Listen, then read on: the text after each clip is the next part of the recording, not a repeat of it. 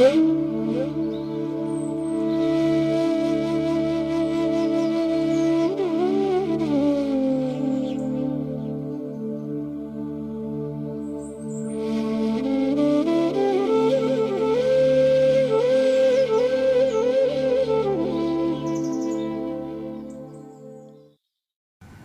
জননীং শারদাং দেবীং রামকৃষ্ণং জগদ্গুরুং পাদপদ্মে তয়ো শ্রিত্বা প্রণমামি মুহুর্মুহু। নমস্কার। শ্রী শ্রী ঠাকুর, শ্রী শ্রী মা এবং স্বামীজি মহারাজের রাতুল চরণে ভুলুণ্ঠিত প্রণাম জানাই। প্রাণারাম বাংলা ইউটিউব চ্যানেলে সম্প্রচারিত সৎকথায় প্রতিদিনের মনন এই ধারাবাহিক অনুধ্যানে আজকে ভগবান শ্রীরামকৃষ্ণ পরমহংসদেবের অন্যতম লীলা পার্ষদ স্বামী অভেদানন্দজি মহারাজের পুণ্য আবির্ভাব তিথি। তাই স্বামী অভেদানন্দজি মহারাজের পুণ্য আবির্ভাব তিথিতে মহারাজের চরণে ভুলুণ্ঠিত প্রণাম জানাই। এবং যেহেতু স্বামী অভেদানন্দজি মহারাজ আমার পিতামহ অর্থাৎ আমার দাদু ঈশ্বর সত্যগোপাল সরকারের গুরু মহারাজ ছিলেন, তাই সেই বংশ পরম্পরায় উত্তরাধিকার হিসাবে স্বামী অভেদানন্দজি মহারাজের চরণে পুনঃ প্রণাম জানিয়ে আমার দাদু স্বর্গত সত্যগোপাল সরকার মহাশয়ের চরণেও প্রণাম নিবেদন করছি। আপনাদের সকলকে প্রণাম জানাই।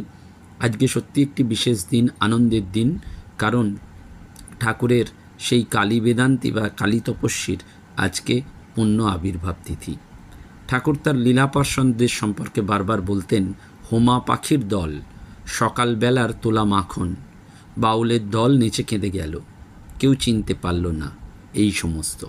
মাস্টারমশাই সেই লীলা পার্ষদদের উদ্দেশ্য করে বলছেন, এরা নিত্য সিদ্ধের থাক, অর্থাৎ অবতারের সঙ্গে যারা থাকেন তারা নিত্য সিদ্ধ। দেখা যায় যে অবতারের সঙ্গে যারা আসেন তাদের দুটো স্তর বা বিভাগ, একটি যাদের যুগে যুগে অবতারের সঙ্গে আসা, আর অপরটি অবতারের সঙ্গে যারা থাকেন তারা নিত্য সিদ্ধ, কারুর বা শেষ জন্ম। স্বামী অভেদানন্দজি মহারাজ যখন দক্ষিণেশ্বরে যান তখন তিনি কালীপ্রসাদ চন্দ্র, বালক কালীপ্রসাদ। তখন তার যোগ শিক্ষা করার প্রবল ইচ্ছা এবং আকুলতা। তিনি তার জীবন কথা গ্রন্থে লিখছেন যে আমি যোগীর মতন টাকড়ায় জিহ্বা লাগিয়ে জড় সমাধিতে বসে থাকব, এই ছিল সর্বদা ইচ্ছা। ঠাকুরের সঙ্গে যখন তার দক্ষিণেশ্বরে প্রথম দেখা হলো, ঠাকুর তাকে জিজ্ঞাসা করলেন, তুমি কে, বাড়ি কোথায়, কি চাও? তখন কালীপ্রসাদ উত্তর দিয়েছিলেন, আমার যোগ শিক্ষা করার ইচ্ছা, আপনি কি আমায় যোগ সাধনার শিক্ষা দেবেন? ঠাকুর সেই কথা শুনে নীরব থেকে বললেন, তোমার এই অল্প বয়সে যোগ সাধন করার ইচ্ছা হয়েছে, এ খুব ভালো। তুমি পূর্বজন্মে এক বড় যোগী ছিলে, একটু বাকি ছিল, এই তোমার শেষ জন্ম। হ্যাঁ, আমি তোমায় যোগ শিক্ষা দেব। এবং সত্যি সত্যি ঠাকুর যেন তার মধ্যে শক্তি সঞ্চার করলেন। পূজনীয় স্বামী অভেদানন্দজি মহারাজ বলছেন যে তিনি আমাকে জিহ্বা বার করতে বললেন, এবং বার করার পর ঠাকুর তার দক্ষিণ হস্তের মধ্যমা আঙ্গুলির দ্বারা জিহ্বায় একটা মূল মন্ত্র লিখে শক্তি সঞ্চার করে তার দক্ষিণ হস্তের দ্বারা আমার বক্ষস্থলে ঊর্ধ্ব দিকে শক্তি আকর্ষণ করে মা কালীর ধ্যান করতে বললেন। শক্তি সঞ্চার বলতে বোঝায় স্পর্শ করে কুলকুণ্ডলিনী শক্তিকে জাগ্রত করা। সাধারণ মানুষের মধ্যেই শক্তি সুপ্ত থাকে, নিদ্রিত থাকে। সিদ্ধ গুরু শিষ্যের মধ্যে এই মহাশক্তিকে জাগ্রত করে দেন। কালীপ্রসাদের মধ্যে সেই কুণ্ডলিনী শক্তিকে ঊর্ধ্ব দিকে আকর্ষণ করার সময় কালীপ্রসাদ গভীর ধ্যানে মগ্ন হয়েছিলেন এবং সমাধিস্থ হয়ে কাষ্ঠবৎ অবস্থান করেন। ঠাকুর যখন আবার তাকে নিম্ন দিকে আকর্ষণ করে নামিয়ে আনলেন, তখন কালীপ্রসাদ বাহ্য জ্ঞান ফিরে পেয়ে মহা আনন্দ সাগরে ডুবে এক তন্ময় অপার্থিবভাবে আত্মহারা হয়েছিলেন। এটি সত্যি সত্যি দুর্বেগ্য এবং পরম রহস্যময়। একদম শ্রীধর গোস্বামী, মধুসূদন সরস্বতী এটি বলছেন। সেই জন্য মাস্টারমশাই বলছেন, অবতারের সঙ্গে যারা আসেন তারা নিত্য সিদ্ধ, কারুর বা শেষ জন্ম। পরবর্তীকালে যখন শেষ জীবনে স্বামী অভেদানন্দজি মহারাজ কলকাতায় রামকৃষ্ণ বেদান্ত মঠে ছিলেন, তখন একদিন কেউ জিজ্ঞাসা করেছিলেন কোনো প্রশ্ন যে এই নিত্যসিদ্ধ শেষ জন্মের ব্যাপারটি কী? তখন ঠাকুর বারবার বলছেন, তখন তিনি অভেদানন্দজি হাসি মুখে বারবার বলছেন, কি জানি বাবু, শ্রী শ্রী ঠাকুর তো আমাকে দেখে ওই কথাই বলেছিলেন। এবং এই প্রসঙ্গে তিনি বারবার পরবর্তীকালে বলেছিলেন, শ্রী শ্রী ঠাকুরের কৃপায় আমরা অবিদ্যার পারে ব্রহ্মবিদ্যার প্রত্যক্ষ উপলব্ধি লাভ করেছি। ওই যে অকুল সাধকে তুমি কুলদায়িনী, অর্থাৎ কুলকুণ্ডলিনীর কুলকালী আর কুণ্ডলিনীও কালী মহাশক্তি। সেজন্য কুণ্ডলিনী না জাগলে শিবজ্ঞান বা ব্রহ্মজ্ঞান হয় না। শ্রী শ্রী ঠাকুরের কৃপায় এই ঘুম যাদের ভাঙে, এই মহামায়ার অজ্ঞান নিদ্রা থেকে যারা জাগ্রত হন ব্রহ্মময়ীর কৃপায়, তারাই সেই কৃপাটি লাভ করতে পারেন। সত্যি সত্যি ঠাকুর সেজন্য এই যে তার ত্যাগী সন্তানদের উদ্দেশ্যে বলছেন, এবার যেন ছদ্মবেশে রাজার রাজ্য পরিভ্রমণ। ছদ্মবেশে মানে মানুষের বেশে, রক্তমাংসের শরীরে মানব সমাজে পথহারা মানুষকে পথ নির্দেশের জন্যই যেন ঠাকুরের আহ্বান। কৃষ্ণা নবমী তিথিতে 1866 খ্রিস্টাব্দের ইংরেজি 2রা অক্টোবর পুষ্যা নক্ষত্রে রাত্রে 10টার সময় স্বামী অবেদানন্দ মহারাজের কলকাতার 22 নম্বর নিমু গোস্বামী লেনে পৈতৃক ভবনে জন্ম হয়। তার গর্ভধারিণী মা শ্রী শ্রী মা কালীর প্রসাদে লাভ করেছিলেন বলে তার নাম হয়েছিল কালী প্রসাদ। পিতার নাম ছিল রসিকলাল চন্দ্র, এবং এই আহিরিটোলায় এই পিতা রসিকলাল চন্দ্র আর মাতা নয়নতারা দেবী, এদের কোল আলো করে তারা এসেছিলেন। এবং বলা বাহুল্য যে এই পিতা রসিকলাল চন্দ্র তিনি কলকাতার একজন সম্ভ্রান্ত ব্যক্তিত্ব ছিলেন। এই রসিকলাল চন্দ্রকে কৃষ্ণদাস পাল, অ্যাটর্নি বিশ্বনাথ দত্ত, গিরিশচন্দ্র ঘোষ এরা সবাই ভক্তি শ্রদ্ধা করতেন এবং গুরুতুল্য মানতেন। যখন অবেদানন্দ মহারাজের বয়স 5 বছর, তখন হাতেখড়ি হয় এবং লাহাপাড়া গোবিন্দশীলের পাঠশালায় তাকে ভর্তি করানো হয়। তারপর হিন্দু পাঠশালা থেকে তিনি যদু পণ্ডিতের বঙ্গবিদ্যালয়ে ভর্তি হন। পাঠশালায় 3 বছর শিক্ষা লাভ করার পর বৃন্দাবন বসাক লেনে ওই বিদ্যালয়ে তিনি শিক্ষা লাভের জন্য ব্রতী হন এবং প্রতি বৎসরই উচ্চ পারিতোষিক লাভ করতেন।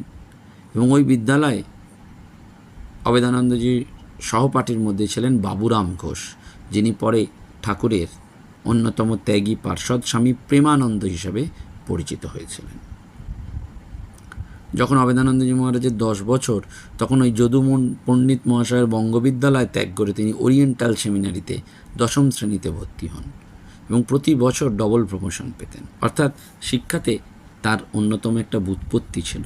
সংস্কৃত পাঠ্যপুস্তকগুলো সব পড়েছিলেন, Kumarasambhava, Shakuntala, Bhattikavya, Wilson's history of India ইত্যাদি সব পাঠ করেছিলেন। এবং তার ছোটবেলা থেকেই নানান বিষয়ে প্রশ্ন ছিল এবং স্মরণশক্তিও ছিল তার অদ্ভুত। স্কুলের জলখাবারের পয়সা জমিয়ে তিনি পাতঞ্জল দর্শন ক্রয় করে পাঠ করেছিলেন। এবং তিনি যোগশিক্ষা করার, যোগী হয়ে যোগ সাধনা করার ইচ্ছা তখন থেকেই, কিন্তু বারবার তিনি ভেবেছেন যোগী গুরু পাবেন কোথায়। বন্ধু যজ্ঞেশ্বরের সাথে তার দেখা হলো। যজ্ঞেশ্বর তখন এই দক্ষিণেশ্বরের রানী রাসমণির কালীবাড়ির পরমহংসদেবের কথা বলেছিলেন এবং যজ্ঞেশ্বর এও বলেছিলেন তিনি যথার্থই যোগী, মহাযোগী। তিনি বোধহয় তোমার যোগ শিক্ষার ইচ্ছা পূরণ করতে পারেন। এইটি ভাবার পর থেকেই অবেদানন্দজি মহারাজের এই ঠাকুরকে দেখার জন্য ইচ্ছা, উৎসাহ বাড়তে থাকে এবং তার একটা ধারণাই ছিল যে ঠাকুর হয়তো ওই রকম একজন কৌপিনধারী, ভস্মাচ্ছাদিত অঙ্গ, লোহার চিমটে, গৈরিক বসন এরকমই একটা থাকবেন, এটা তার মনে হয়েছিল, কারণ তিনি আগে সেরকমই দেখেছিলেন। কিন্তু পরে যখন তিনি বেলা 11টা নাগাদ ওই দক্ষিণেশ্বরে এসে পৌঁছলেন এবং তার বুক তখন দুরু করছে, পরমহংসদেব ঘোড়ার গাড়ি থেকে নেমে বারান্দার সিঁড়ির ওপর দিয়ে দক্ষিণের বারান্দায় প্রবেশ করার দরজা দিয়ে যখন আসছেন এবং কালী কালী উচ্চারণ করছেন, তক্ত বসে গিয়ে বসছেন, তখন যেন তার ভাবটি একটা অন্যরকম। ঠাকুর তাকে ডাকলে তিনি ভয়ে ভয়ে যান। রামলাল দাদা ডেকেছিলেন ঠাকুর তাকে জিজ্ঞাসা করলেন, তুমি কে, বাড়ি কোথায়, নাম কি, তুমি কী জন্য এসছো? সবটি তিনি উত্তর দিলেন যে যোগ শিক্ষা করার জন্য। ঠাকুর তখন বললেন, তোমার এই অল্প বয়সে যোগ সাধন করার ইচ্ছা হয়েছে, এ খুব ভালো লক্ষণ। তুমি পূর্বজন্মে এক বড় যোগী ছেলে, এখন একটুকু বাকি ছিল, এই তোমার শেষ জন্ম। হ্যাঁ, আমি তোমায় যোগ শিক্ষা দেব। রাত্রেই কালীপ্রসাদ দক্ষিণেশ্বরেই রামলালদার এবং শশীভূষণের সঙ্গে মাদুরে থেকে রাত্রি কাটিয়েছিলেন। সে রাত্রে ঘুম হয়নি। ব্রাহ্ম মুহূর্তে প্রাতকৃত্য শেষ করে ঠাকুরের সাথে পুনরায় দেখা করার জন্য তিনি ব্যাকুল হলেন। ঠাকুর কালীপ্রসাদকে বসতে বলে সস্নেহে জিজ্ঞাসা করলেন, তুমি কতদূর পড়েছ, সংস্কৃত জানো কি না? কালীপ্রসাদ শ্রদ্ধা অবনত চিত্তে জানালেন তিনি রঘুবংশ, কুমার সম্ভবাদী কাব্য, শ্রীমদ্ ভগবদ্গীতা, পাতঞ্জল দর্শন, শিবসংগীতা এইসব শাস্ত্র পড়েছেন। ঠাকুর খুব খুশি হলেন এবং তারপরেই সেই জিহ্বা বার করে শক্তি সঞ্চার করলেন। অর্থাৎ শিব শক্তি, শক্তি জাগরণে সহস্রারে শক্তির পরম চৈতন্যের রূপায়ণ, ট্রান্সফরমেশন। শক্তি চৈতন্য এবং শিব চৈতন্য একই চৈতন্য রূপ যখন সমানে সমানে সমরসের হয়, শিব শক্তি শাম রসতত্ত্বের উপলব্ধিতে সেই পরম মুক্তির দিশা দেখতে পাওয়া যায়। স্বামী অবেদানন্দজি ঠাকুরের কাছে যখন উপনীত হয়েছিলেন, তখন ঠাকুর কিন্তু সমস্ত সাধনায় সিদ্ধি লাভ করেছেন এবং ঠাকুর কুলকুণ্ডলিনী শক্তির জাগরণ এবং চক্রে চক্রে তার সংক্রমণ প্রভৃতির সঙ্গে সঙ্গে সমাধির পরম আনন্দের কথা প্রত্যক্ষভাবে সাধন করে অবগত ছিলেন। গুরু শিষ্যের এই মিলনটি হল। ঠাকুর কালীপ্রসাদকে বিবাহ বন্ধনে আবদ্ধ হতে নিষেধ করে বলেছিলেন, সূচি অসুচিরে লয়ে দিব্য ঘরে কবে শুবি, তুই সতীনে পীড়িত হলে তবে শ্যামা মাকে পাবি। অর্থাৎ বিশ্ব ব্রহ্মাণ্ডের মহাশক্তি স্বরূপিণী শ্যামা মাকে প্রত্যক্ষভাবে পাওয়াই সকল মানুষের জীবনের লক্ষ্য। কিন্তু তার পূর্বে দুই সতীন আছে, জ্ঞান এবং অজ্ঞান, ব্রহ্ম এবং জীবজগৎ, মুক্তি এবং বন্ধন। তাদের মধ্যে এই মিতালি হওয়া দরকার, অর্থাৎ একটা মিলন দরকার। ঠাকুর যেন কালীপ্রসাদকে ওই পরম চৈতন্য ব্রহ্মের অনুভূতির কথাটি বারবার শুনিয়ে দেবেন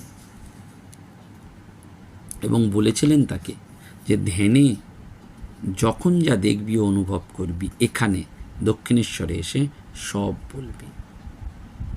ঠাকুরের কাছ থেকে দীক্ষা লাভের পর এই কালীপ্রসাদ নিত্য নতুন দিব্য দর্শন করতেন। একদিন দেখলেন সমগ্র আকাশব্যাপী আয়ত এক দিব্য চক্ষু। আর একদিন ধ্যানের সময় তিনি দেখলেন শ্রীরামকৃষ্ণের সর্বধর্ম সমন্বয়ের মন্ত্রের সার্থক অনুভূতি একেবারে। এবং যখন তিনি ঠাকুরকে গিয়ে এগুলো বলতেন, ঠাকুর বলতেন, তোর বৈকুণ্ঠ দর্শন হয়েছে, এবার দেবদেবী দর্শনের চরম সীমায় পৌঁছেছিস, তোর আর দর্শন করার কিছু বাকি নেই, এখন থেকে তুই অরূপ ও নিরাকারের ঘরে উঠলি। এবং আশ্চর্যের বিষয়, তারপর থেকে ধ্যানে বসলে অবেদানন্দজি মহারাজ আর কিচ্ছু দেখতে পারতেন না। কাশীপুর বাগানে অবস্থানকালে পাশ্চাত্য বিজ্ঞান, জ্যোতির্বিজ্ঞান এই সব পড়েছেন, history of western philosophy, astronomy, logic, physics এবং তর্কশাস্ত্র পড়ার সময়ও ঠাকুর তাকে একদিন জিজ্ঞাসা করলেন, কিরে কী বই পড়ছিস? অবেদানন্দজি বললেন, ইংরেজি ন্যায়শাস্ত্র। পরমহংসদেব বললেন, ওতে কি শেখায়? অবেদানন্দজি বললেন, এতে ঈশ্বরের অস্তিত্ব প্রমাণ সম্পর্কে তর্ক, যুক্তি, বিচার শেখায়। ঠাকুর বললেন, তুই তো দেখছি এখানে ছেলেদের মধ্যে বই পড়া ঢোকালি। তবে জানিস, বই পড়া বিদ্যা কিছু নয়।